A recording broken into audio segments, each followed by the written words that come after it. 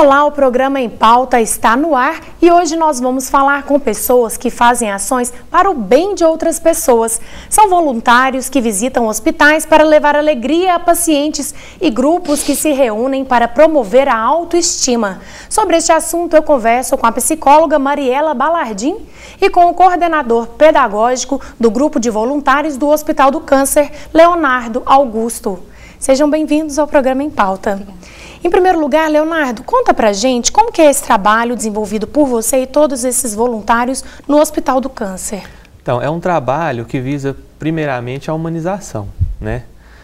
Desde 2003, né, com a implantação das políticas nacionais de humanização do SUS, se tem investido muito nos hospitais, nesses projetos que visam melhorar o atendimento, melhorar o acesso, a garantia dos direitos do paciente. E o Grupo Luta pela Vida, desde 1995, com a criação, com o surgimento dele, já veio com essa intenção. Então, hoje lá nós temos vários projetos que hoje visam essa humanização.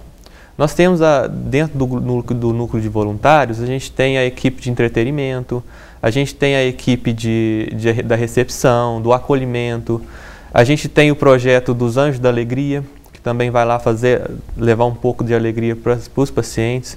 E a gente tem o projeto pedagógico artístico-cultural, que também vem, através da arte, da cultura, oferecer algumas oficinas que visam também não só humanizar, mas também estimular e desenvolver as habilidades dos pacientes, né? Então a gente tem oficina de artes, oficina de cinema, oficina de artesanato, contação de história, tudo isso para oferecer para o paciente alguns momentos que ele possa se desligar momentaneamente daquele processo de adoecimento, do sofrimento, né? que a própria doença traz para ele, né? Que esse desconforto, né? A questão do embotamento afetivo, né? A ansiedade. E tudo isso a gente tenta amenizar oferecendo essas atividades. São pessoas que vão até o hospital, são todos voluntários no caso, que vão até o hospital alguns dias agendados, fazem brincadeiras com os pacientes e até com funcionários, os pais, os parentes também? Isso, exatamente. Então, essas pessoas são voluntárias que se comprometem a estar indo uma vez por semana, tem uma carga horária de 4 horas, então elas se comprometem como se fosse um trabalho. Então, todas as semanas elas estão lá para promover essas ações com os pacientes, com os acompanhantes, também com os funcionários. Porque hoje a humanização não visa só o paciente, né, mas também o acompanhante e o funcionário. Porque se o funcionário se sente bem, quando o Anjo da Alegria passa, eles se interagem com todos, né? Com os funcionários, com os pacientes, com os acompanhantes. Então, se o funcionário foi contagiado com aquela alegria, com certeza ele vai tratar bem o paciente, ele vai oferecer um atendimento diferenciado, né? O paciente vai se sentir bem, ele vai se desligar um pouco daquele ambiente que ele imagina ser um pouco hostil para ele, agressivo, né? Porque ali ele vai ser submetido a alguns tratamentos invasivos, então ele cria essa ansiedade. Então, essas ações vêm para quebrar um pouco esse clima, né, esse clima tenso que o hospital às vezes oferece, que infelizmente é um local que, por mais que a gente possa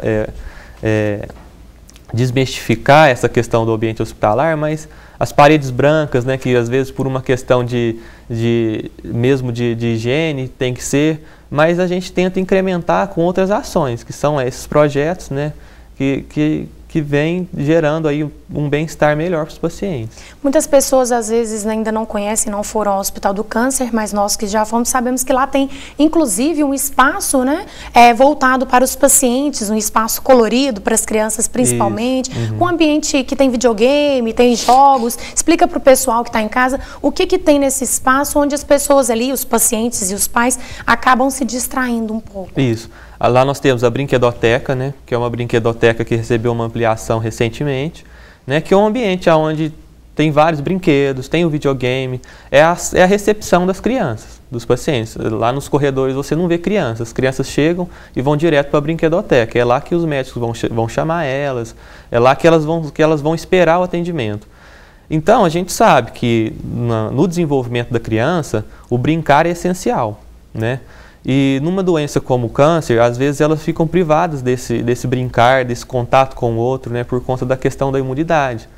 Então, aquele momento que ela está ali no hospital, ou internada, ou em alguma visita periódica ao hospital, ela tem a oportunidade de vivenciar essa parte da vida que é muito importante. Então, é na brinquedoteca, né, que ela pode vivenciar essas experiências. E tem também um outro espaço, que é um espaço novo, que é o espaço das oficinas pedagógicas, artísticas e culturais, que fica lá no 3º andar, um andar acima da brinquedoteca, que a gente oferece essas oficinas. Então as crianças podem ir, os adultos vão também, os acompanhantes participam, existe ali uma interação entre todos. Às vezes acontece de estar ali um grupo que já tá mais experiente com a questão do adoecimento, e vem, às vezes, um acompanhante com uma criança que está iniciando agora o tratamento, ainda está com aquela ansiedade, com aquele medo ainda, né?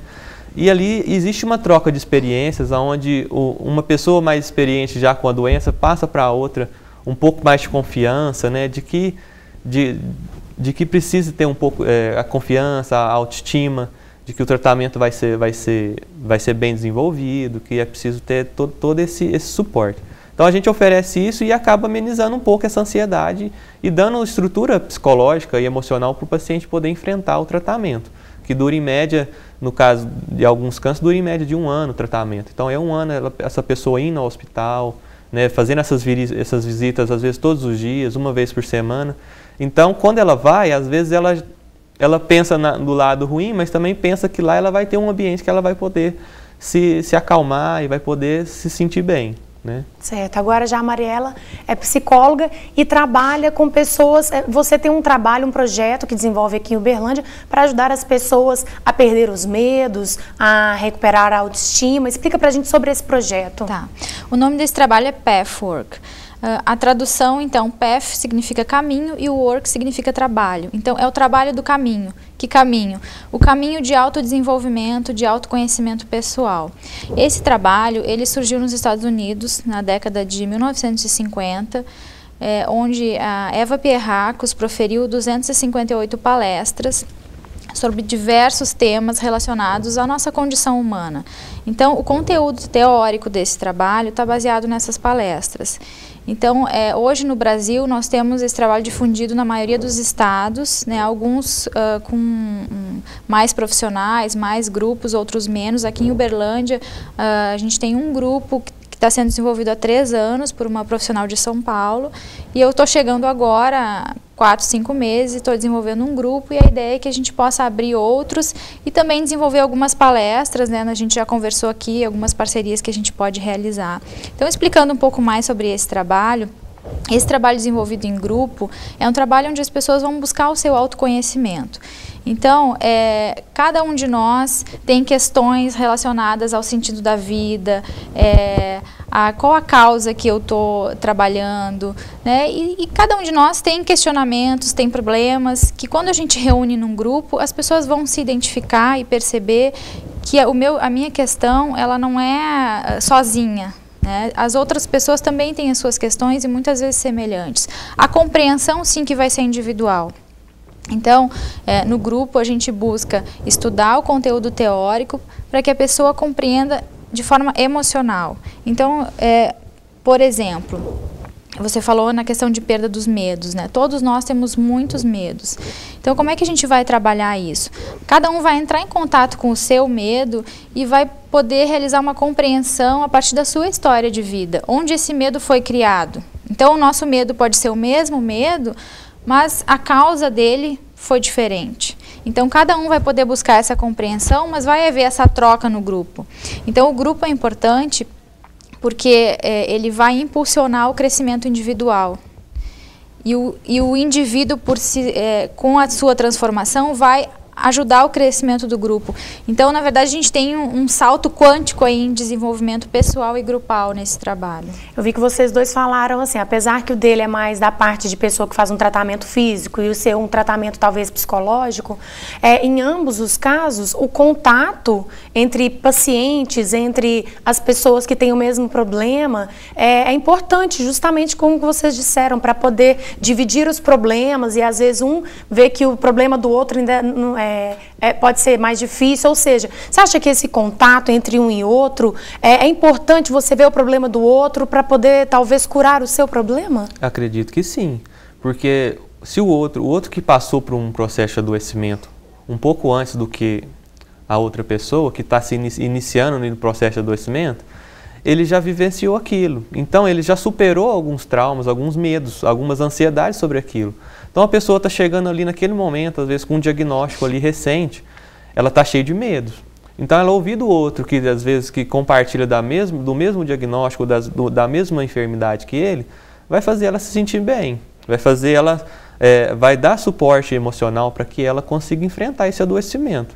Pois se o outro conseguiu superar, eu também consigo superar, né? E essa questão que ela falou dessa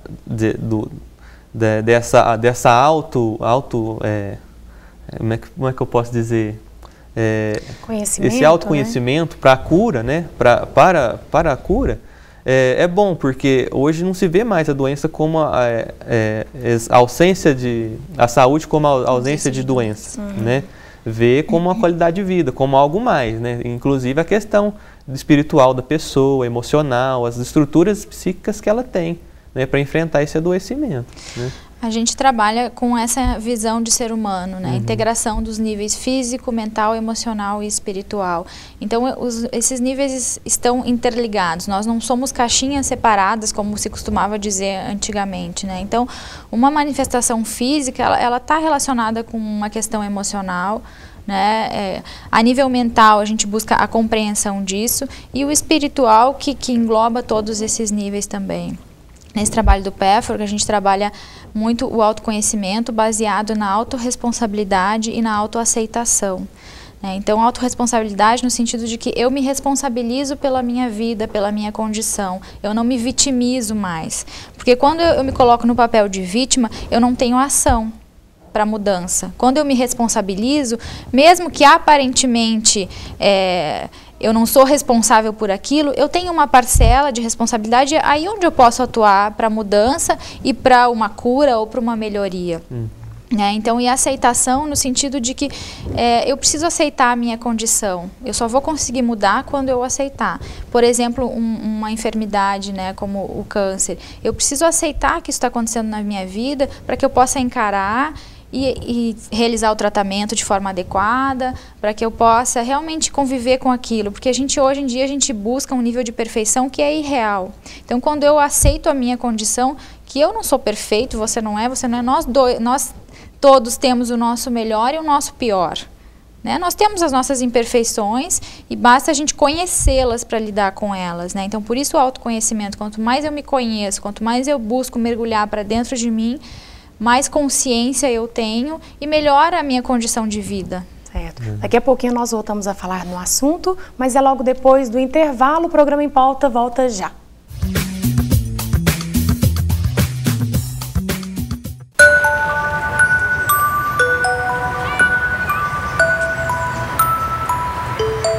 Não é apenas na certidão de nascimento que um pai faz falta. O Poder Judiciário sabe o quanto é importante para um filho ter o nome e a presença de um pai.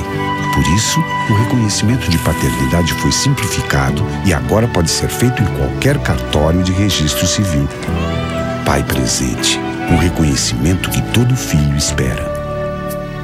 Eu sou o Dr. Cícero, psiquiatra. A dependência química progride e avança na sua cura quando a gente foca o problema não só na erradicação da droga, mas sim no crescimento da pessoa. Vencer o crack é a soma de diversas vitórias. Por isso, o programa Crack é possível vencer. Investe na capacitação de profissionais de saúde, assistência social, educação e segurança, entre outros. Essa é a evolução, esse é o progresso. Ligue 132 e saiba mais. Governo Federal.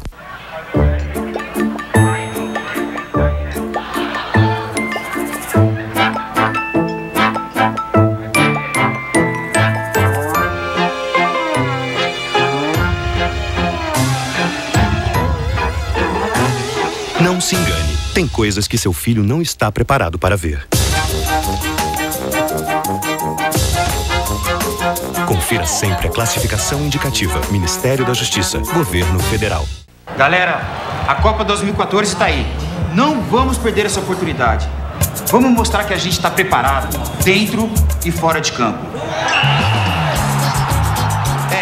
Se você quiser fazer bonito nessa Copa, aproveite os cursos de qualificação em turismo do Governo Federal. São 240 mil vagas até 2014. E ó, é de graça. Acesse turismo.gov.br e agarre essa oportunidade. Governo Federal. Vamos nessa! Domingo, 8 da manhã, Volta ao Mundo em 60 minutos. Estrelando Nininha Rocha. Universitária FM. PhD. O programa Em Pauta está de volta e hoje nosso assunto são trabalhos feitos para melhorar a autoestima de pessoas. Bom, estávamos falando agora há pouco sobre este trabalho entre uma pessoa e outra que tem talvez o mesmo problema ou problemas parecidos, que se dividirem o problema talvez pode ajudar um ao outro simultaneamente. Na sua opinião, as pessoas têm dificuldade a princípio em se abrir, no caso, como você disse, às vezes são feitas reuniões em grupos, em contar o problema, em dividir o problema e querer saber do problema do outro? Porque normalmente nós nos sentimos sozinhos naquele problema, né? As pessoas consideram que só eu tenho esse problema, né? E esse problema é o pior de todos, né? Então muitas vezes isso leva para uma condição solitária e até mesmo uma vergonha de que eu estou passando por isso. E quando você percebe que num grupo as pessoas, todas elas têm as suas dificuldades, têm as suas questões, você se fortalece e se encoraja, né, a poder olhar, encarar esse problema. Porque a questão, esse trabalho em grupo, o objetivo principal não é que as pessoas se mostrem, mas à medida que cada um olha para dentro e começa a se descobrir, essa acaba sendo uma consequência, porque no momento que eu expresso isso, eu já estou dando um passo para a cura, né, ou para um bem-estar melhor, uma condição melhor do que a que eu estou sentindo nesse momento. Leonardo, no hospital, a doença não escolhe sexo, não escolhe idade e muito menos classe social. Você percebe que às vezes é difícil as pessoas que estão ali, pessoas de todo tipo, diríamos assim, né? Todas as pessoas. Tem dificuldades, às vezes, de se abrir com vocês, de participar de uma atividade, de começar a interagir com os voluntários que estão tentando ali fazer o bem dessas pessoas? Aqui a gente percebe que, assim, de início, o paciente, quando ele recebe um diagnóstico, ele fica todo abalado. Não só ele, mas toda a família. Existe um abalo em toda a estrutura familiar, né? Porque ele não está acostumado com cuidado. Então, imagino que o receio dele seria, agora as pessoas vão ter que cuidar de mim, né? Eu vou dar trabalho, toda essa questão, eu não vou poder mais trabalhar, não vou poder mais fazer aquilo que eu fazia, né? Às vezes, no caso da criança, ela não vai poder mais estudar, dependendo de alguns casos, o médico orienta a não frequentar a escola, né? Então, inicialmente existe esse trauma mesmo, né? Então, a gente aos pouquinhos vai chegando, né, pelas beiradas, né? Os voluntários são muito bem treinados, né? Os profissionais também. Vai tentando oferecer suporte para esse paciente aos poucos, né? À medida que ele vai se soltando, a gente vai oferecendo os recursos. E aí, com o passar do tempo, ele vê que a doença não vai impedir ele de ser feliz, de ser ele mesmo, né? Então, às vezes, na oficina, às vezes a gente dá uma tela para a pessoa pintar, né? Às vezes ela acha que ela é incapaz, inclusive de pintar. Então ela vai, a hora que ela termina aquele quadro, ela vê que ela teve capacidade, né? Que ela ainda tem muitas habilidades para ser desenvolvidas, que ela tem muito ainda para oferecer para a sociedade, né? Ou às vezes quando a gente consegue gravar um filme, que a gente tem a oficina de cinema, a gente consegue produzir um filme, aí a pessoa se vê lá na tela, lá fazendo o filme. Então assim, isso para a autoestima dela é muito bom. Além dela esquecer da doença, ela vê que ela não está tão limitada assim, né? E que ela precisa se comportar dessa forma, pensar não no que ela não consegue fazer, mas no que ela pode fazer, né? E assim dar mais ênfase para as coisas positivas da vida, né? Então assim, o voluntariado traz isso, né? Os projetos em si de humanização do hospital traz isso. E até eu estava comentando com ela aqui agora há pouco sobre a questão do ganho secundário, né? Porque às vezes o paciente na doença, isso é um processo inconsciente, né? Às vezes ele ganha com o adoecimento. Então ele mergulha naquele sintoma, né? Porque ali ele recebe mais atenção, ali ele recebe mais cuidados, às vezes coisas que ele não recebia antes. Então a gente dando asas para ele produzir, para ele criar, para ele criar essa autonomia, a gente está ajudando ele a enfrentar esse obstáculo, que é um obstáculo aí que vai prejudicar inclusive na melhora, no prognóstico dele, né? Você concorda que às vezes a doença tem uma função, entre aspas, assim, ela a pessoa acaba que tem recebe um atendimento tão bom que às vezes por fim teve um bom motivo, entre aspas, aquele problema. Se apega a isso. Eu queria fazer só um comentário também, é o que ele colocou, em relação a esse trabalho, né, de mostrar para aquela criança ou para aquela pessoa que a doença é apenas uma parte dela. Porque quando ela se percebe nessa condição, ela acaba achando que ela é a doença.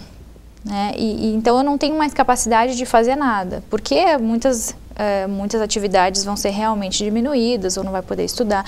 Então ela acaba percebendo e com isso se fortalece sua autoestima e as suas funções psíquicas, que aquilo é uma parte dela e que ela tem muitas outras partes que podem ser fortalecidas para que ela possa lidar com aquilo.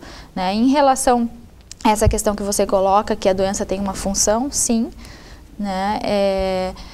Na verdade, cada um de nós tem uma história de vida que começa lá antes do nascimento, né, quando a gente está sendo gestado no útero, e as histórias são diferentes, né, mas a gente tem uma semelhança na questão de que todos nós, em alguns momentos da vida, a gente se sentiu abandonado, a gente se sentiu rejeitado. Por mais que essa não tenha sido a intenção dos pais, a criança em algum momento ela pode ter se sentido assim. Porque para a criança, digamos para um bebê que fica esperando 10 minutos que a mãe atenda o seu choro, aquilo é uma eternidade. Então, e a gente sabe que 10 minutos, né, ou 5 minutos, enfim, hoje com a consciência de adulto, a gente tem esse conhecimento que não é um abandono. Mas isso fica impresso no inconsciente e aí cada um de nós vai criar estratégias para poder resolver aquele problema, que nós no PEFORC chamamos de belos problemas, né? Então, a doença pode ser uma estratégia, né? Se eu me sentir abandonado ou se eu tenho esse script de comportamento, eu acabo criando situações ou então percebendo as situações sempre dessa forma. Porque eu leio a situação de acordo com o que eu sinto e não de acordo com o que realmente está acontecendo. Então, a doença ela pode ter essa função. E nesse trabalho do PEFORC, a gente ajuda as pessoas a identificarem qual a função da sua doença ou do seu problema na sua vida. Então, aí ocorre a transformação. Então, quando eu compreendo qual a função, deixa de existir, né? Deixa de precisar continuar, enfim, acontecendo aquela situação ou aquele problema. É claro que isso não é rápido, porque o trabalho de autoconhecimento, ele é lento, mas a gente não precisa ter pressa para isso, né? Às vezes as pessoas falam assim, fulano se entregou à doença, ao problema. Não sei se é bem assim, mas vocês acreditam, pela experiência, né, de vocês com os pacientes, que aquela pessoa, quando ela, entre aspas, desiste dela mesma, isso agrava ainda mais? Ou seja, se ela lutar ali, se ela participar dessas atividades, esquecer, como você disse, esquecer a doença e viver outras coisas, talvez isso ajude a curar? Sim, é normal, assim, o paciente em alguns momentos se entregar. Mas, assim, o objetivo nosso é não deixar que chegue nesse nível, né? Porque quando chegar nesse nível, fica difícil trazer ele de volta, né? Então, hoje existem muitas pesquisas que dizem respeito à autoestima do paciente e à reação dele quanto ao tratamento, quanto ao prognóstico. Então, quando ele é um paciente alegre, que tem um bem-estar, que ele, ao tempo todo, ele procura fazer coisas diferentes, procura viver, né? A questão da vida está muito associada com a vida mesmo. E com certeza o prognóstico dele é melhor do que o outro, que simplesmente se entrega e deixa com que só a medicação faça o resultado. Então precisa sim da autoestima dele, precisa sim da boa vontade dele, né? e da resiliência, né? Tem muito a ver com a resiliência, da aceitação, né? Então, o paciente, a gente tem que evitar com que ele chegue nesse nível, né? É bom que a gente ofereça suporte a ele, né?